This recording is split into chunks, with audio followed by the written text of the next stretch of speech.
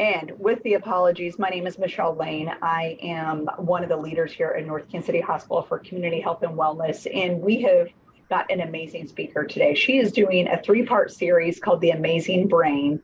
And the first topic today is going to be new research around concussion and treatment recommendations and evidence-based learning. So I'm going to hand it off to Stephanie because that's really why we're here and what we want to learn from. So take it away, Stephanie. Thank you guys, and thanks everybody for your patience. Again, this is our first one in this series, so I think just kind of getting through those little hiccups and then we'll be good to go for the other ones. But I will go ahead and get started. So Michelle, if you want to advance the slide. I just wanted to start with a little about me. So my name is Stephanie Ramirez. I'm the lead speech language pathologist here at North Kansas City Hospital. In 2021, I was one of the founders for the North Kansas City Hospital Brain Injury Support Group. And I am a 2011 graduate of the University of Oregon, which is where my interest in the brain and concussions all began. I was able to study under Dr. McKay Solberg, who is kind of the leading researcher in the area of traumatic brain injuries and post-concussion. And in 2009, I started working with military veterans following acquired brain injury on community reintegration and pursuit of secondary education. So this is a topic and a population that's very near and dear to my heart. And it is also super exciting because they have come up with some really awesome research in the last few years on recommendations for recovery and treatment, and that's really what we're going to talk about today. So you can, next slide. To give you a little bit of a background, in the United States, 70 to 90% of the 1.7 million traumatic brain injuries are classified as concussions. So this is a very prevalent diagnosis. We see a lot of it here at the hospital and out in the community. And I think our awareness of concussions has just expanded so much within the last few years. Studies of symptom profiles show that cognitive symptoms like trouble with memory, trouble thinking of the words that you want to say, trouble focusing or paying attention were among the most prevalent concerns following a concussion. So that's where my role as a speech language pathologist comes in, because I work with patients on improving those cognitive symptoms and getting them back to their daily life. Next slide.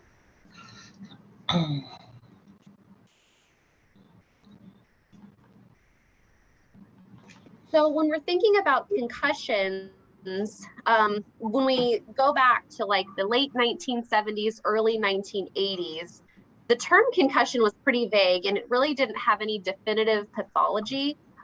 It was considered more of a benign entity. So they did use a numerical grading system for the severity. So you could be a grade 1, 2, or 3 based on your symptoms. And mostly they based that on the absence or the presence or absence of loss of consciousness. So when they sustained the concussion, did they lose consciousness or not? They typically managed concussions by complete brain rest until symptoms abated, and they termed this cocooning. And we're going to talk a little bit more about that later.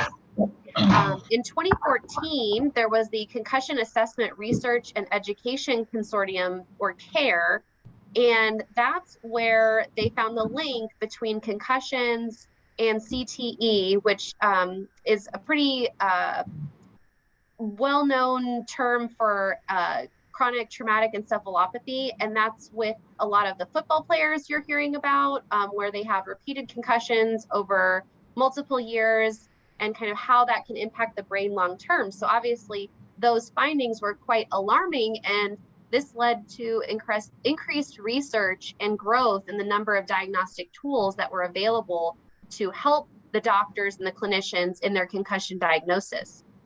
And then just 3 years later, in 2017, the American Academy of Neurology published the first evidence-based guidelines and recommendations on evaluation and management of sports concussions. So that is fairly new as well, and it's something that we've really kind of used as a jumping off point for how we approach and manage concussions.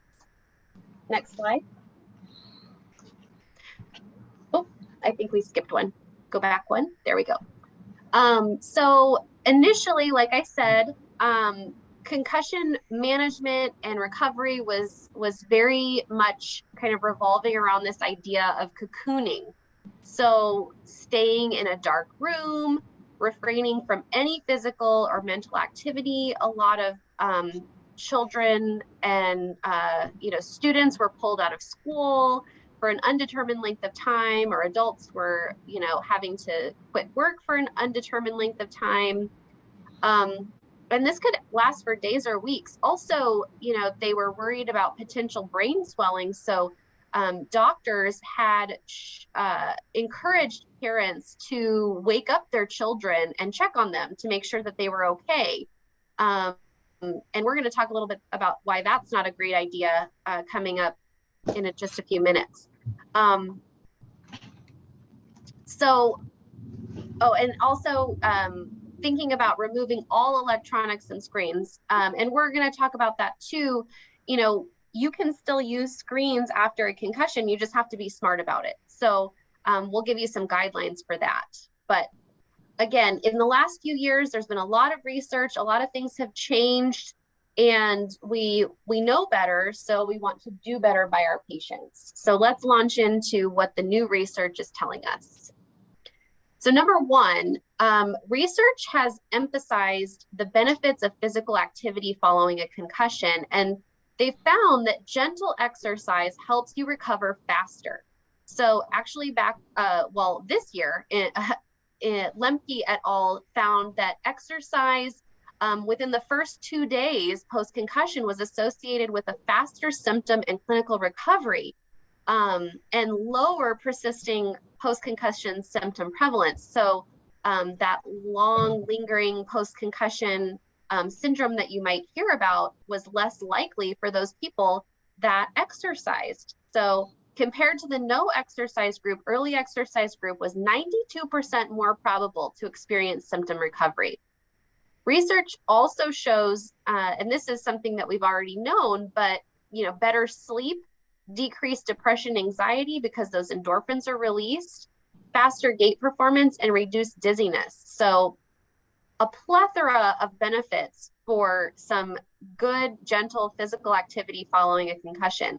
And now we don't want to do anything that's going to be dangerous or risky, for our patients, but things like walking the dog, yoga, riding a stationary bicycle, all of those that kind of get your heart rate up, get you moving, are really good. And starting slow, working your way up to at a comfortable pace is the way to go. Next slide. So going back to the importance of sleep, if you remember, the doctors had initially encouraged parents to wake up their children, but we have determined that after patients have been deemed safe by a doctor, meaning the brain scans were negative for any swelling, waking someone up with a concussion will actually do more harm than good, because healthy sleep is very, very important in maintaining your brain and your neural health. So insufficient and disturbed sleep and kind of that circadian rhythm are some of the most common complaints after a brain injury anyway. Almost half of people who had a concussion report sleep disturbances. So we really want to foster good sleep hygiene and good sleep schedule. This glymphatic system was researched in 2021 by Piantino and their group, and they found that this is associated with deep sleep, and it's almost waves.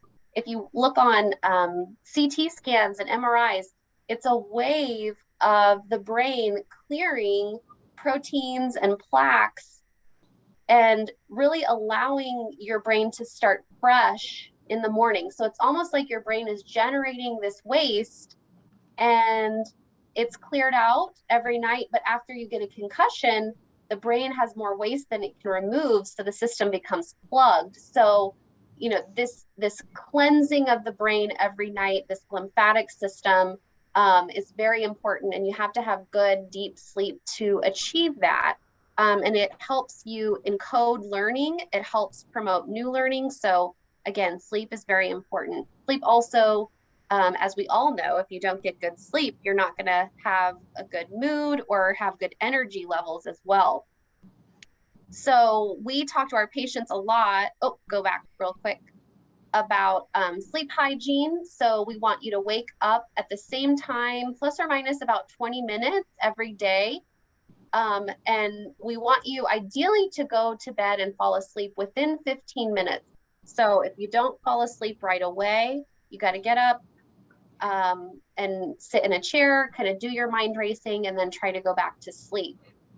Using your bed for sleep only, so not watching TV, looking at your phone, reading in bed. Your body will associate being in bed with going to sleep. Decreasing naps, trying to make them less than 30 minutes and definitely not in the afternoon or evening. And then again, that physical activity will help increase your sleep. We also talk to our patients about avoiding caffeine, refraining from smoking, limiting alcohol. Those are all things that will make sleep a little bit more difficult. And then try to establish a really nice, relaxing bedtime routine that will really help get your body, again, in the mood for sleep. Next slide.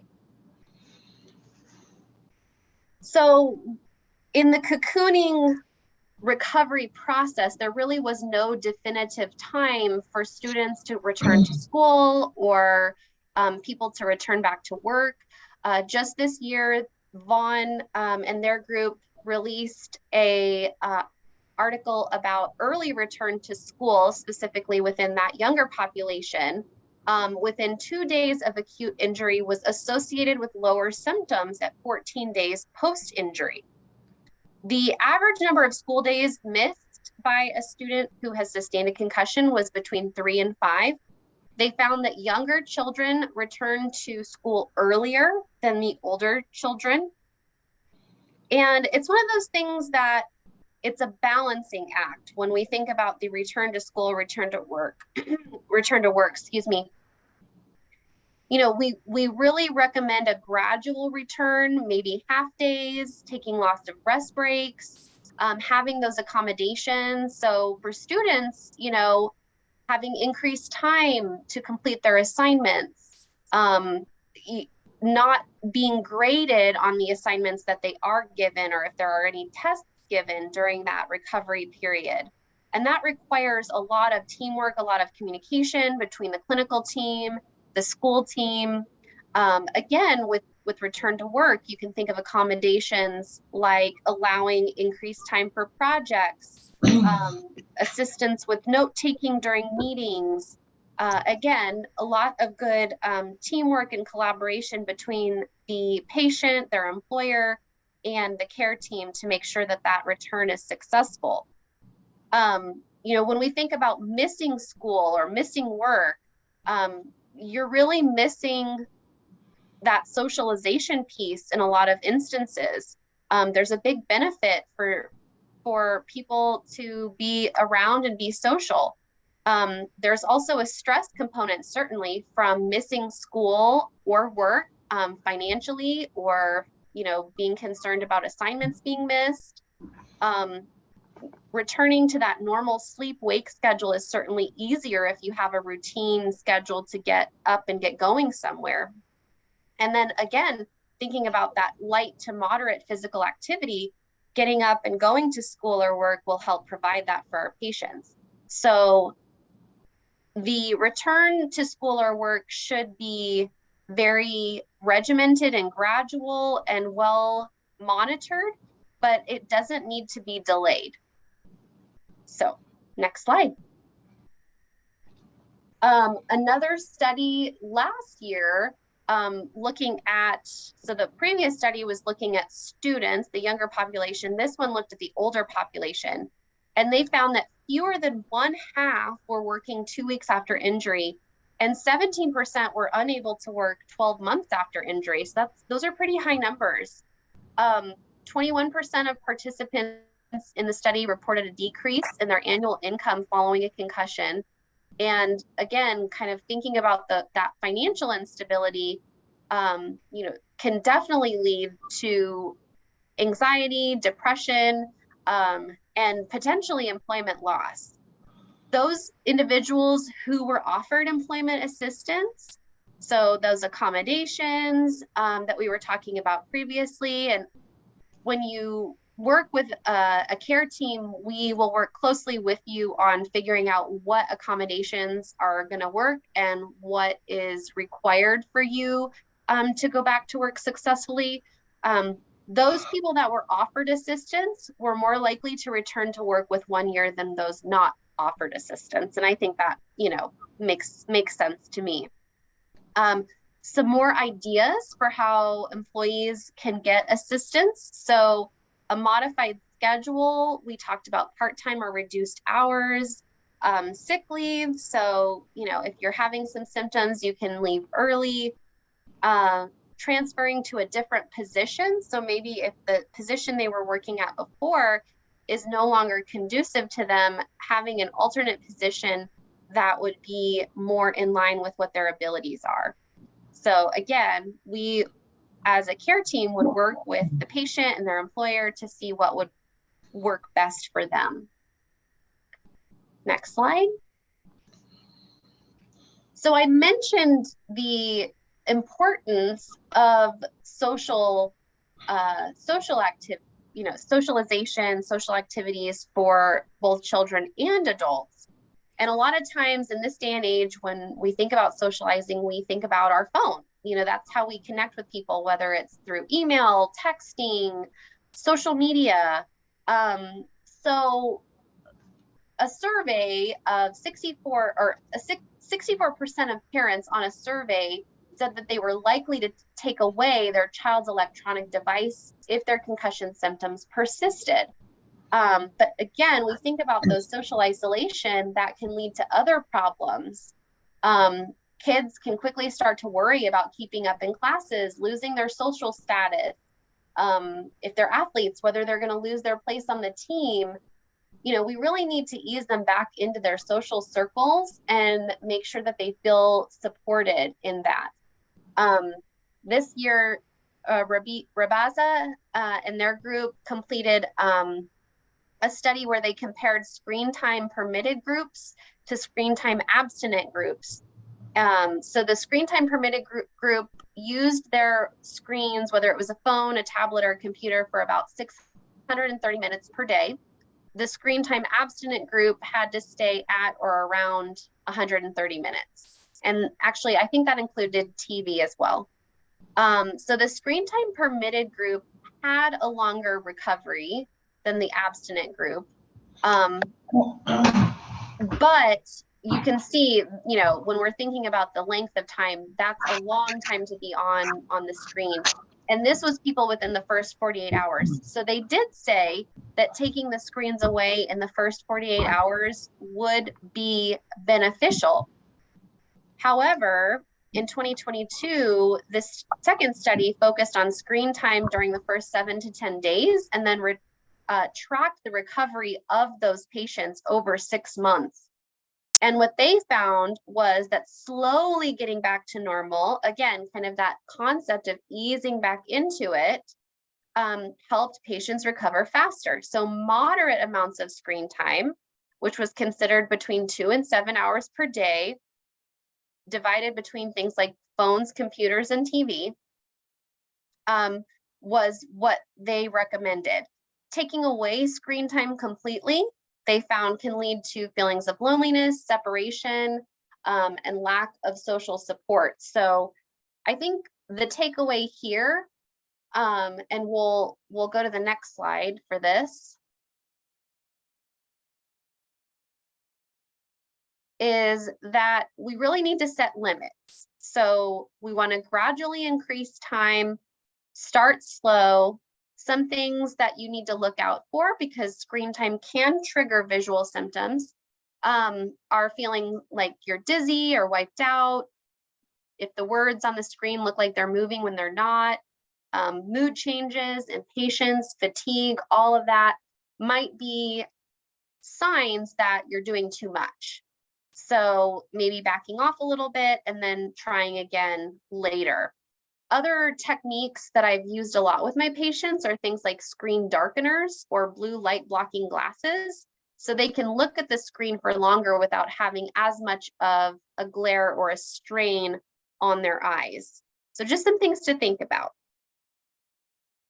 Next slide. Ultimately, when we think about concussion recovery, the research is overwhelming that we have to break out of the cocoon. The historical cocooning act of isolating someone in a dark room without stimulation is not beneficial. There's no evidence that resting longer than the initial 24 to 48 hours is beneficial to recovery. Before, people would, be in cocooning for days to weeks and try to rest until their symptoms normalize. Well, they're not stimulating their symptoms at all. So how would you even know when you were ready to get out? Now, what we recommend is limiting that rest period to no more than 24 hours. And then following that 24 hours, engaging in sub-symptom levels of activity. So that means that you are participating in activities that are not triggering to your post-concussion symptoms.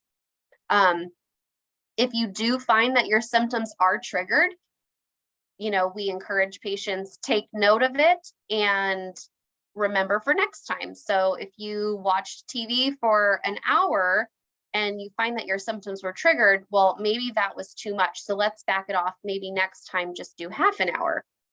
Patients don't have to fear triggering their symptoms. A lot of my patients fear that if they do have their symptoms, that means somehow their concussion is getting worse or their brain is not healing or it's going backwards. However, that's not the case. So we do in our treatment include exercises, strategy training, things that are going to help people build their awareness of their symptoms and how to manage them. And using those times as a learning opportunity to make sure that we can gradually increase their levels of activity and stimulation until they're feeling like they're close to where they were before as far as what they're able to do. So some other important aspects of concussion management, and I think I've been hopefully emphasizing this throughout, is that it really is a collaborative effort. So when we're thinking about the team, we're thinking about athletic trainers, physical therapists, cognitive therapists, speech pathologists are within that realm, neuropsychologists, mental health specialists. And I didn't, include this, but also teachers, principals, employers, all of those people should be part of the management team because they are going to help implement the strategies and make sure that either the student or the employee is able to return with success. The other thing that's very important, I think, and that's why I do talks like this, is advocacy and education. The more we understand about concussions, the more awareness we can have in the community that just because someone looks the same doesn't mean that they're able to do the same things just yet after a concussion, and to kind of approach that with a little more sensitivity, a little more understanding. A lot of research also has shown that the more a patient understands about their own condition, improves the prognosis for them to recover. So, as part of our clinical management, we do a lot of education about concussions, about the brain, so that people can really understand what's going on. And I think it's important to know that if you've met one person with a concussion, you've met one person with a concussion. Every patient is unique. Every symptom profile, history, treatment plan should be unique and individualized to that person. Yes, there are common symptoms across concussion, but everyone's situation is different.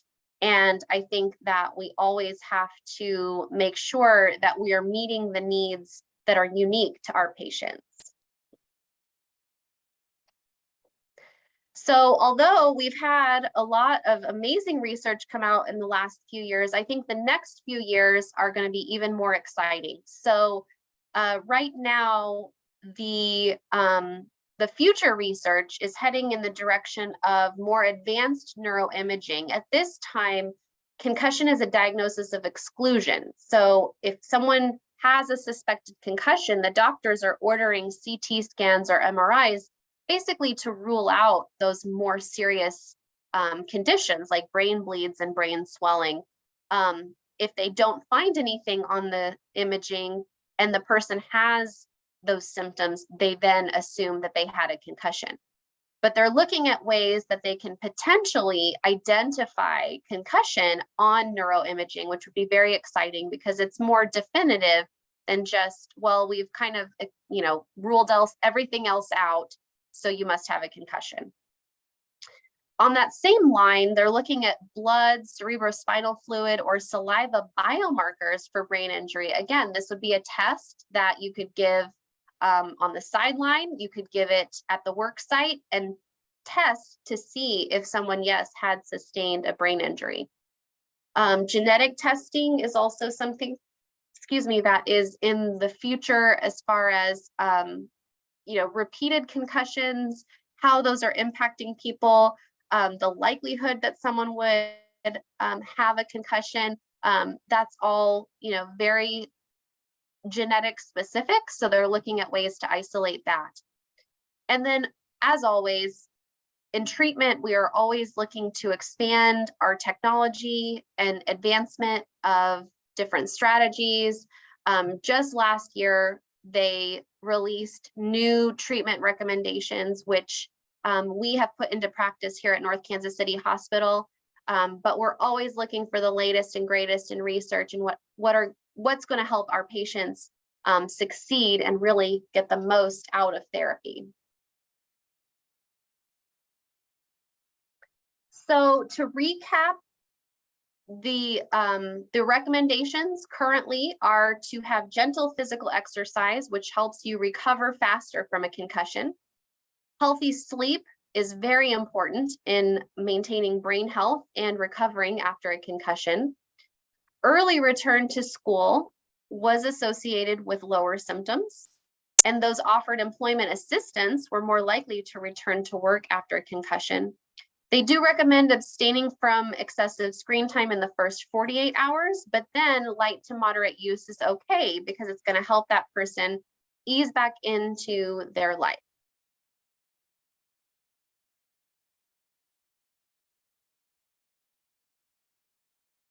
Next slide should be my citations. So if anybody wants to read the actual research articles, a little bit of light reading there. And then if you want to advance one more slide, that is my contact information. If you have questions, you can feel free to call me or email me, and I'd be happy to speak with you. Otherwise, if you have questions right now, I would be happy to answer those as well.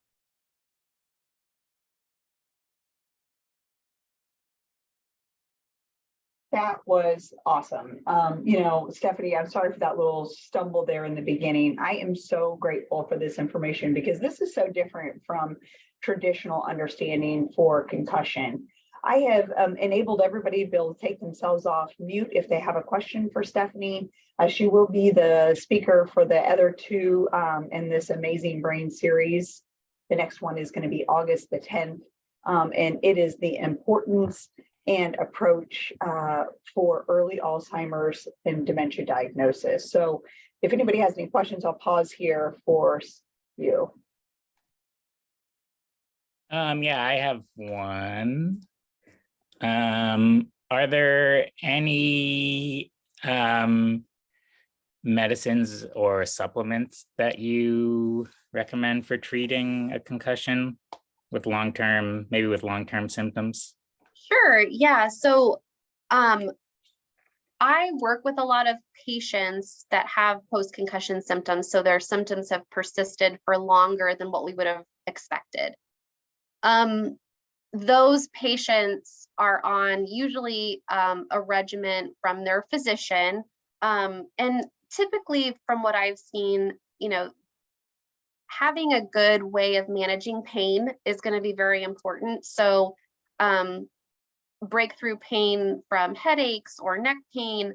Pain is one of those things that if that's not managed well, you're not going to really be able to focus properly or have a clear mindset to go through your day. So working with your doctor to be on medications that are going to help manage your pain is very important. Also kind of talking with your doctor if you're experiencing any depression or anxiety and having some tools to help manage that, because certainly with those long haul concussion patients, it's a big lifestyle change, and you would expect there to be some grief and loss associated with that. So I always encourage patients to talk to their doctor about ways to manage that. As far as supplements or vitamins, that would be, I think, an individual question. I do encourage people to have labs done just so they can see if they're deficient in anything.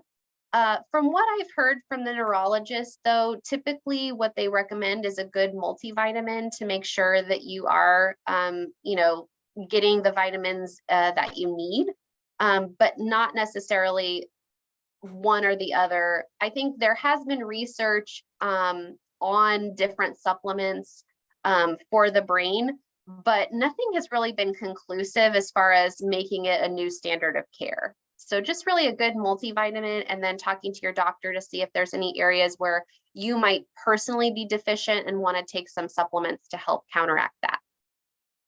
Cool. Okay, thank you. Yeah. Great questions. Does anybody else have any more questions for Stephanie while we have this expert here? Stephanie, are you taking new clients? Oh, I think you broke up a little bit. Could you repeat that? Yeah, are you taking new clients? Yes. So we actually have a team of 4 full-time outpatient speech pathologists here at North Kansas City Hospital, actually soon to be 5 at the end of this month because we are getting busier. But typically cognitive therapy for post-concussive syndrome is covered by insurance with a doctor's order. So if you are interested, or if you know someone who might be interested, feel free to contact me, or you could contact the doctor directly. The order can come from any doctor. It doesn't have to be a neurologist. So it could be primary care doctor, and they could send that over. And we're typically able to get people in within 1 to 2 weeks. Oh, great.